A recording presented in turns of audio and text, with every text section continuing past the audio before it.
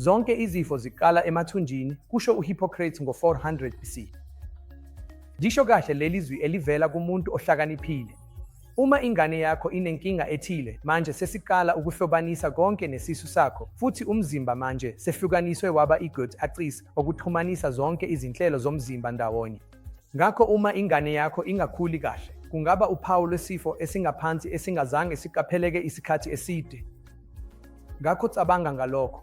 Bangase babe nokuhlanza okuqhubekayo, izitulo ezithambile njalo, igazi ezitulweni, ukudla okunganele, ukukhetha ukudla, ukungafuni ukudla, noma ukudla okunganele. Kungaba noma yini kulokhu engisanda ukusho.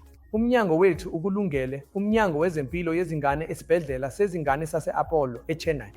Sizojabula ukuhlangana nani nokunakekela izingane zenu, futhi uma kudingeka, singaqhubeka senze noma yiziphi izinqubo noma sibhekane nanoma yisiphi isifo esikhethekile. Ngoba umnyango wethu usebenza eduze kakhulu neqembu elihlukahlukene lochwepheshe. Manje, lokho kukwenza uzizwe kanjani? Kuhle, akunjalo? Ngakho-ke yilapho namashi lapho ngithanda ukubuyisa khona futhi ngiphishekele lapho ingane yakho izozuza khona endleleni ephelele endaweni enhle kakhulu ngephayiri yezandla ezinolwazi kanye nami oneminyaka engu-20 five yokuhlangenwe nakho, ingakunikeza isisombululo senkinga yengane yakho. Enye yezinto ezivame kakhulu abantu abazibuza zona ukuthi ingane yabo ikhula kahle yini, futhi leyo yindaba enkulu engatholakali impendulo isikhathi eside.